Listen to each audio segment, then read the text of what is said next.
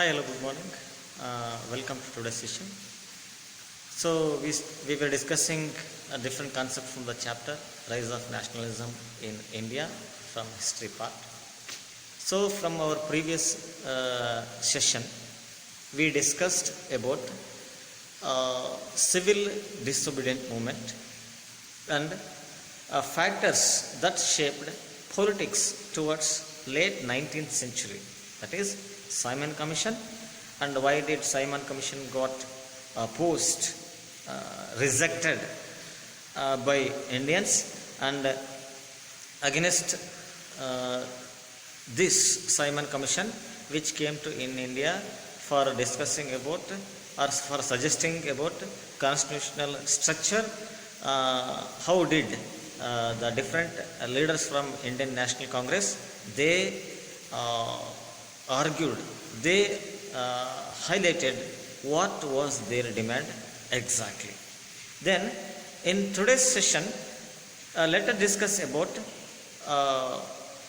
Gandhi-Irwin Pact. Gandhi-Irwin Pact. So before discussing this, so Salt March or Dandi March, it is one of the important movement launched by Mahatma Gandhiji under civil disobedience movement. Gandhiji selected salt as one of the medium or means that could bond, that could unite the different people living in different sections of society, which is mainly consumed by all the different group of people. So he, along with his followers, they started a march from 12th March 1930 from Sabarmati Ashram to Dandi, a seashore in Gujarat, on 6th April 1930. So after reaching Dandi, there Gandhi along with his followers, they break salt law by boiling water and by manufacturing or by preparing salt. Then civil disobedience, it was extremely a different movement comparing to non-cooperation movement, because people not only went with refusing the cooperation to the colonial laws or company rule, even now they started to break the colonial laws and colonial rules and regulations. Then people from India, they boycotted, they completely refused foreign goods, and they refused to pay taxes, breaking forest laws, were the main features of civil disobedient movement. So because of this, so British government, they followed brutal repression against the people, one who took part in civil disobedience movement in boycotting foreign goods, non-payment of taxes, breaking forest laws and other kind of activities. So British government came forward for arresting all the leaders, one who took leadership and one who took major role in launching civil disobedient movement, including the important leaders like Mahatma Gandhiji and Jawaharlal Nehru. So Mahatma Gandhiji then onwards, he is going to call off the civil disobedient movement, and he is mainly invited to sign a pact between Gandhi-Irwin Pact. So Lord Irwin, he is Viceroy.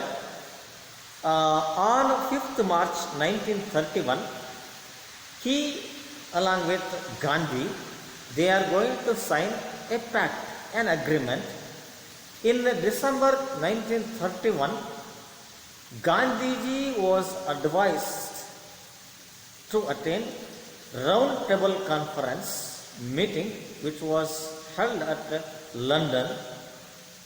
So Gandhiji is going to attend second round table conference meeting which was held at London. So there he placed the demands of Purna Swaraj or independence to India, and along with that he also demands 11 demands in second round table conference, but the demands placed by Gandhiji were not accepted, they are refused or rejected. So because of that, from London, Gandhiji is returning back to India with complete disappointment. Gandhiji relaunching, or he relaunches the civil disobedience movement, but by 1934 it lost its momentum or the purpose for which the movement was mainly launched. Then after civil disobedience movement, in civil disobedience movement, it was not only meant for only Indian National Congress or only the people, one who is expressing their desire to make India free from British, or not for only few class of people in India. So all the different class of people, all the different sections of people, they actively took part, and each group of people, they went with seeing, accepting the movement in their own respective forms. So let us discuss how participants saw the movement. So here the movement is civil disobedience movement. So first let us discuss rich peasants. So rich peasant communities expected the revenue tax to be reduced. They thought after the movement, after taking part in civil disobedience movement, its result may be in favor of them in reducing the revenue taxes. When the British refused to do so, they joined the movement. They did not rejoin the movement as the movement was called without revising the revenue rates. So their main demand or their main expectation was to reduce the revenue tax. So for demanding or for reducing, for keeping the intention of reducing the revenue taxes, they took part in the civil disobedience movement. So when again it is relaunched, so by the time they never took participation because revenue tax, it was not revised. That's why they not took participation. Then poor peasants. So these poor peasants wanted rents of land to be remitted, rejected or cancelled. Rent on lands. The Congress was unwilling to support no rent campaigns due to the fear of upsetting the rich peasants and landlords. So the expectations, dreams, needs of poor peasants for which they took participation in civil disobedience movement, it is to reduce the rents of land. But Congress and leaders from the INC, Indian National Congress, they were not willing, they not came forward for supporting these poor peasants in creating no rent campaigns, because they were worried about upsetting movement which may possibly rise from rich landlords as well as rich peasants. So with this, let us end today's session, and remaining part of our discussion will be continued in tomorrow's session. So until then, take care of yourself, stay at home, stay safe. Thank you one and all.